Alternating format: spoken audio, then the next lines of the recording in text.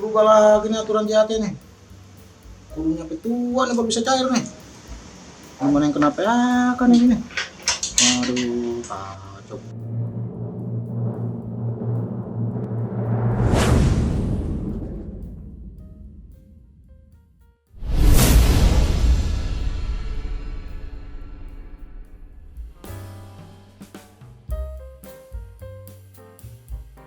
Woi, bos.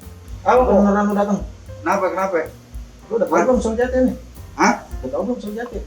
Aturan pencairan JHT nih berubah lagi nih. Berubah gimana? Kalau kemarin kan yang PHK, yang habis kontrak kan bisa nyairin nih sebulan dia habis PHK, sebulan dia habis kontrak gitu kan bisa nyairin nih. JHT. Iya JHT. Ya sebulan setelah PHK itu kan ya. Sebulan dia nggak kerja lah gitu kan. Bisa cair nih. Nah sekarang berubah lagi nih Mas nih. Ada Permenaker nih. Oh, yang Permenaker Menteri yang baru. Iya yang nomor 2 tahun 2022. 2002. Oh iya, pencairan JHT itu. Ya, terus kenapa? Kenapa? Lu kan advokat perburuan nih. Pasti lo Karburator. pasti lu punya pandangan langsung nih kan. Lu kan udah update nih bosan nih. Iya sih, gua udah update tadi di Facebook sedikit. Nah, coba ini gua juga lagi coba tadi ya di mobil gua di bus. Kira-kira pencerahannya Gua gimana lagi nih? coba kaji-kaji ketik. Nah, cuma gua sih punya pandangan iya. Tadi gua udah minum.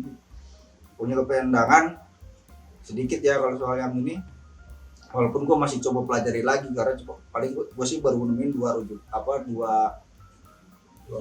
referensi gitu. referensi. Pertama soal peraturan pemerintah yang yang nomor 60 sebelum 45 perubahan 60 ini perubahan. Sebelumnya 45 atau 2015 juga. Nah, kalau yang PP 45 tahun 2015 itu di sana mengatur soal bagi peserta yang PHK atau mengundurkan diri. Kecelakaan kerja. Kalau itu kan jelas tuh, kalau itu ya pensiun jelas. Masa pensiun, Umur 56 tuh kan. cacat total tetap sama meninggal dunia. Nah, di PP 46-nya itu juga diatur juga soal yang PHK sama mengundurkan diri, termasuk yang meninggalkan untuk WNI lah. Iya. Nah, gue sih yang kalau dia pindah keluar dari wilayah Indonesia. Iya. Waktu yang lama, Kalau gue fokus cuma yang dua, PHK sama mengundurkan diri. Nah, kalau di PP 46 memang itu ada pembatasan maksimum manfaat JHT baru bisa didapatin lah bahasa kitanya ya. Bisa cair gitu kan. Itu baru umur 56. Itu ada di PP-nya. Nah, cuma kalau di PP-nya ditegasin, di PP 46-nya itu ditegasin ada batas usia maksimal 56, di PP nomor 19-nya di Permenaker 19-nya justru bertentangan sama PP-nya, PP 46. Kok bisa gitu? Iya. Nah, yang kan lu bilang bahwa yang PHK bisa sebulan kemudian bisa cairin segala macam, itu diatur di Permenakernya. Iya. Walaupun rujukannya di situ kasih batasan usia, ada aturannya di batas. Nah, ini kan nabrak tuh. Iya. Nah, sekarang juga nih PP-nya juga justru menurut gua, PP yang baru sekarang yang Permenaker nomor 2 tahun 2002, ini juga ya menurut gua dia kayak cacat hukum gitu loh. Kenapa cacat hukumnya? Nah, PP 46 entar dulu. Kenapa cacat hukum nanti gini. PP 46 ini kan ada perubahan. Ada perubahannya melalui PP nomor 60. Yeah. Perubahannya khusus untuk yang pasal 26. Nah, di pasal 26 PP 60, PP perubahan ini itu nggak ada nyebutin soal manfaat JHT bagi peserta yang terkena PHK Atau mengundurkan diri. habis kontrak gitu kan. Ya, PHK lah, kontrak PHK lah, mengundurkan diri. PHK kan bisa habis kontrak. Ya macam-macam kan. Mengundurkan diri nggak ada nih. Artinya kan sudah hilang tuh. Iya. Nah di situ juga nggak disebutin soal usia 56 di PP 60-nya, nggak ada, ya nggak ada tuh di PP 60-nya. Nah walaupun di pasal 26 perubahan, pasal 26 perubahan apa PP 60 perubahan dari 45 itu di ayat 5-nya disebutin aturan lebih lanjut mengenai manfaat bagi peserta yang pensiun, meninggal dunia, cacat total tetap diatur lebih lanjut oleh peraturan menteri. Nah seharusnya kan yang diatur oleh peraturan menteri ya kan soal tata cara dan syarat persyaratan buat 3 hal itu: pensiun, meninggal dunia, cacat total tetap. Tapi di Permenaker 2 tahun 2022 ini ditambahin soal yang PHK sama meninggal dunia, PHK sama mengundurkan diri. Nah, PHK mengundurkan diri dimasukkan di dalam manfaat pensiun. Kan seharusnya yang diatur di aturan lebih lanjut dari PP 60 ya di ayat 5-nya itu aturan lebih lanjut mengatur untuk yang 3 hal. Nah, tapi ada di Permenakernya ini dua-dua ini dimasukin di manfaat pensiun tuh, JHT bagi yang pensiun soal PHK. Jadi PHK mengundurkan diri dimasukin dalam kayak rumpun pensiun. Paham nggak? Padahal kan PHK sama pensiun kan beda.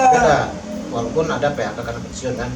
Ya itu sementara pensiun kan jelas pensiun. Nah sementara kan kalau usia masa gitu kan, udah masuk umur pensiun. Kalau PHK kan beda kan. Nah kan sementara kan ada jaminan pensiun.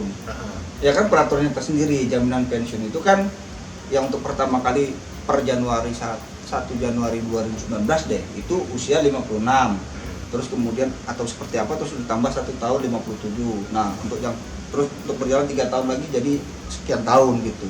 Nah itu kan kesana, tapi ini dimunculin lagi ini PHK dimasukin dalam PHK temporer masukin dalam rumpun pensiun.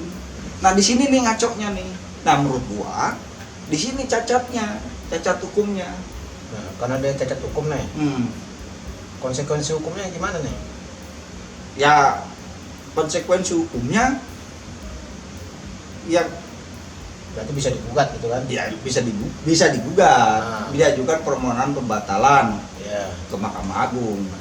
Ya permohonan batalan atau digugat lah atau dinyatakan tidak berlaku atau direvisi lah misalnya atau kayak GR soalnya kan tiba-tiba kan yang entah gua yang kurang update tapi gimana gitu kan.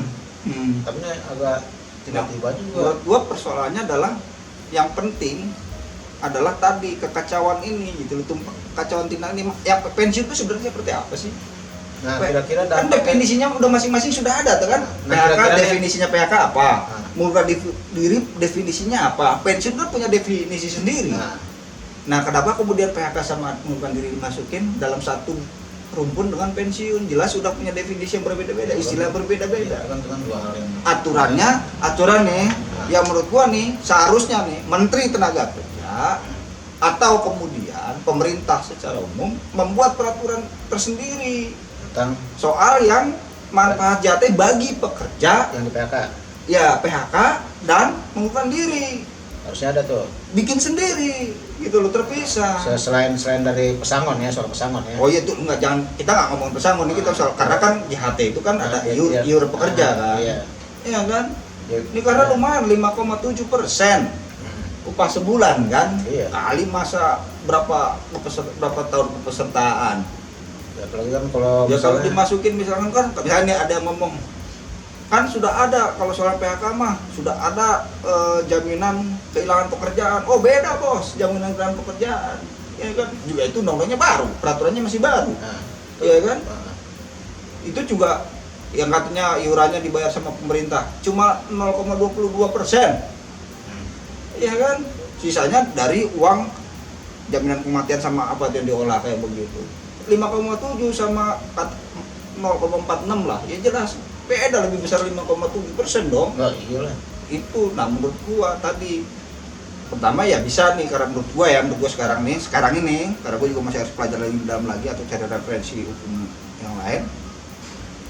Ya, ini bisa diajukan gugatan pembatalan atau revisi ke Mahkamah Agung. Satu, ya kan? Atau kemudian mendorong pemerintah untuk membuat peraturan baru, atau dorong buat dibatalin aja, udah batalin aja nih. ya. Tapi kan kalau dibatalin tetap harus ada aturannya supaya juga kalau misalnya pembatalan berarti kan kembali ke Permenakres nomor 19. Sementara Permenakres nomor 19 bertentangan juga dengan peraturan pemerintah di atasnya, gitu loh. Nah, menurutku lebih bijak dan elok pemerintah membuat peraturan tersendiri. Jadi khusus untuk yang manfaat jatuh bagi peserta yang kena PHK. Ya, terkena PHK sama mengundurkan diri. Oh, jadi gitu maksudnya.